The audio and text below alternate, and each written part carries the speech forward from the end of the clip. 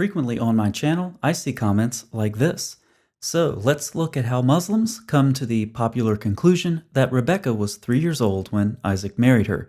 This is from Discover the Truth. I've annotated their assumptions in red. Some facts on what we have so far. Skipping down to number 3, the incident on Mount Moriah and the birth of Rebekah happened at the same time, assumption, when Isaac was about 36 years old, assumption, same time when Sarah died, assumption. The verses all looked together tells us that Isaac was 37 years old when Rebekah was born. Assumption carried forward. Now we're going to talk about what the data actually say. Let's look at the first assumption.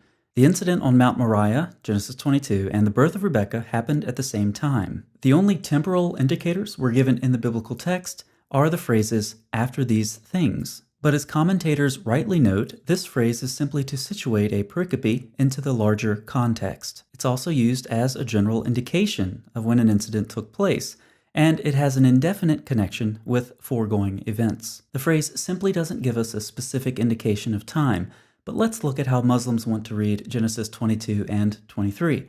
We can have some fun with this. Now, immediately after these things, that is the binding of Isaac and Abraham and his men going to Beersheba, it was immediately told to Abraham, "Behold, Milcah has borne several children to your brother Nahor in immediate succession." And then it names the children, and Bethuel immediately fathered Rebekah. These 8 Milcah bore to Nahor, Abraham's brother, and Abraham got word of this immediately after it happened. And Sarah died immediately after, when she was 127 years old. This understanding has no basis in the text whatsoever. Additionally, the theory that the phrase "after these things" means that the events happened immediately after each other is self-defeating, because back in Genesis 21, Isaac is weaned, so he's about 3 years old. Genesis 22 is the binding of Isaac. What joins Genesis 21 and Genesis 22?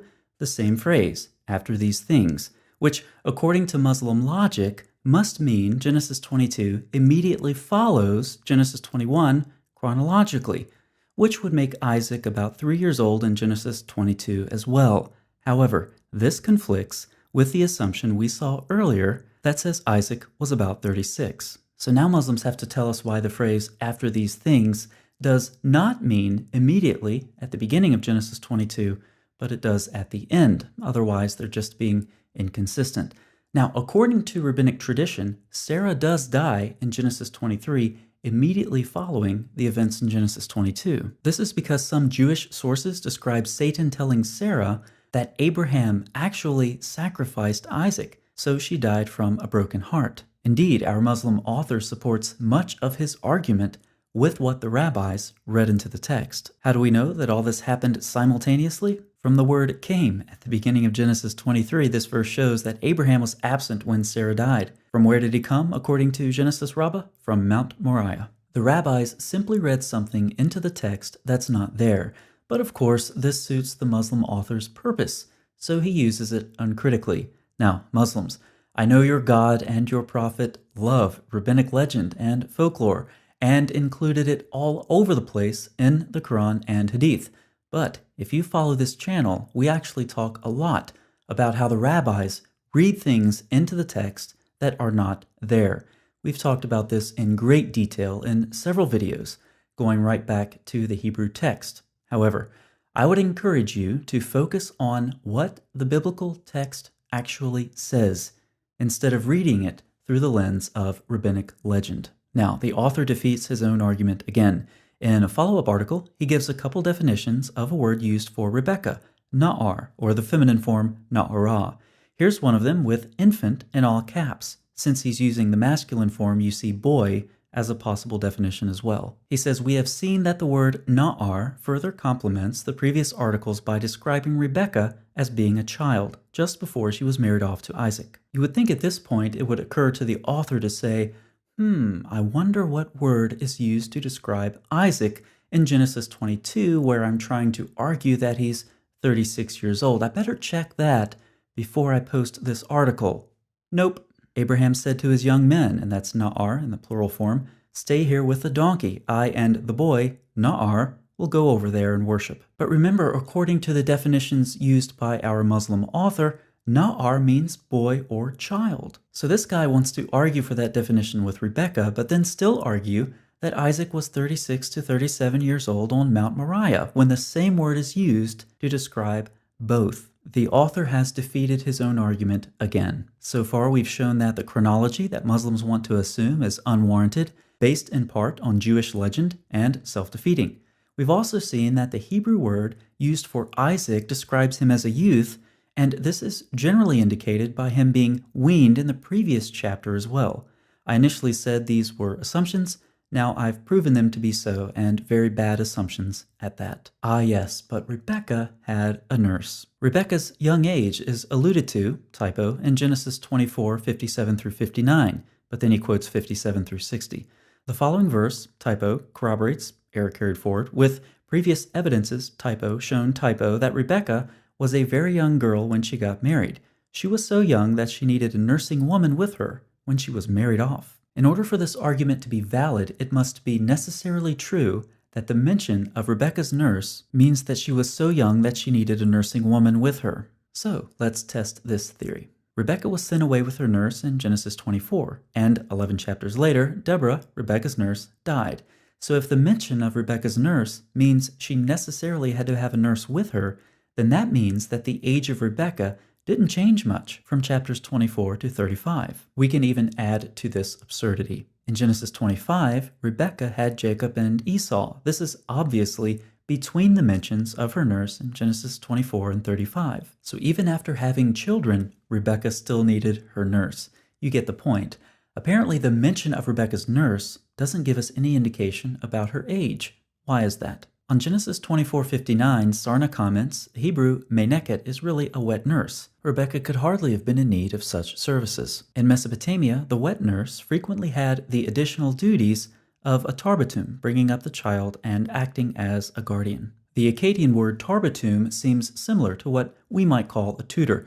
It's easy to see that Deborah's responsibilities would change as Rebekah got older since she stayed with the family. The title nurse is clearly a remnant of her former job description, recalling, of course, Deborah's earlier days with Rebekah. She was obviously a very important member of the family since her name and death are both recorded, as is her legacy title, nurse, which stayed with her until the day she died. Now, related to this, we have several words Muslims would love to have in the Hebrew text, but they're missing from Rebekah's description. The words yonek and ul are both words in biblical Hebrew that describe a nursing child. There are some examples for you. There are also other words and modifiers, like katon, which would be small, that would indicate Rebekah was a child. Once again, unfortunately for Muslims, those words do not occur in the text. So, what can we say about Isaac and Rebekah from the text itself? As we heard from the self-defeating argument earlier, the term used of Isaac, na'ar, can mean boy or youth, though the Muslim website we've been referencing only wants to apply that definition to Rebekah and ignore or miss the fact that the same term describes Isaac. A natural reading of the text implies that Isaac was indeed a young lad and certainly not in his 30s. Remember, he was just weaned in the prior chapter in Genesis 21, and it seems unlikely that 30-something years would have passed between Genesis 21 and Genesis 22. Sarna notes that Isaac was about 3 years old when Ishmael was expelled. He is now, in Genesis 22, old enough to carry a load of firewood and to ask an intelligent question based on experience and observation. It's noteworthy that modern Jewish commentators, like Nahum Sarna, do not follow in the rabbis' footsteps on the interpretation of Isaac and Rebekah's age. Rabbinic legend doesn't work too well in modern scholarship. Turning to Rebekah, several terms are used for her, and we need to take those into account as well. We have Na'ar, or the feminine form, Na'ara, Betula, and Alma. On Na'ar, or more specifically the feminine form, Na'ara, it's interesting to note that at least one lexicon the Muslim website used for the masculine form does not support child as a possible definition for the feminine usage for Rebekah. The Muslim author realizes he can't cite the feminine form of the definition. That would be self-defeating. Again, so he justifies using the masculine definition by saying it was later medieval periods that scribes added hey, making na'ar, na'ara, at the end to make a distinction of whether it was speaking about a male or female. Unfortunately, once again, for our Muslim author, the activity he's referring to is proven to have conserved the tradition that the scribes had received. They were not innovators. At best, he is incredibly ignorant, or perhaps he's deliberately deceptive. Let's look at some other words used for Rebekah. The Hebrew Aramaic lexicon of the Old Testament defines Bethulah as a grown-up girl in Genesis 24:16, while Alma is a girl able to be married. Sometimes this term is used of a young woman until the birth of her first child. So the words na'ar and na'ara have different nuances, like most words, and the feminine form, na'ara, can refer to an unmarried woman. Additionally, Abraham, Abraham's servant, and some of Rebekah's family members call her an Isha, which is the typical Hebrew word for woman or wife. It seems reasonable to conclude, given the various nuances of na'ar and na'ara, as well as the fact that multiple terms are used to describe Rebekah, that the intent is to portray her as an ideal wife. That is, she's young, she's marriageable, she's also described as attractive. She's the stereotypical wife for someone like Isaac. If the author wanted to portray her as being in her childhood years, he did a very poor job. Genesis 24 gives us some other indications of her age and maturity as well. She came out of the city with her water jar on her shoulder. That's where she met Abraham's servant. She went down to the spring and filled her jar up with water, at which point Abraham's servant spoke to her. She said she would draw water for his camels as well, and she did. Camels can drink up to 25 gallons each. There were 10 of them. But let's say they weren't very thirsty camels, and they only needed 15 gallons each. That's 150 gallons of water. A standard vessel for drawing water in those days was about 2 gallons. That's 75 trips to the well and back. 1 gallon of water weighs just over 8 pounds, so accounting for the weight of the vessel and 2 gallons of water volume, we're about 20 pounds, or 9 kilograms if you prefer. So that's about 75 trips to the well and back again, carrying 20 pounds every return trip. And Rebekah, according to Muslims on my channel, was only 3.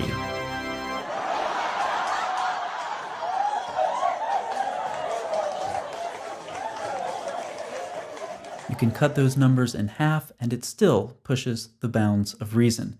You get the point. Rebekah is also old enough to converse with Abraham's servant and make important decisions on her own. This is an interesting contrast with Aisha, whose consent is not asked for. She's simply taken off the swing set, her dolls are with her, and she goes to Muhammad's house for sex. She's explicitly described as prepubescent and immature in Muslim sources. So let's compare. Aisha was 9 years old when Muhammad had sex with her, described as a girl of immature age, was playing on a swing set with her dolls before she was penetrated. Muslim sources explicitly state that she was prepubescent. No mention of her consent is given. Rebekah conversed intelligently with Abraham's servant. She carried a lot of water.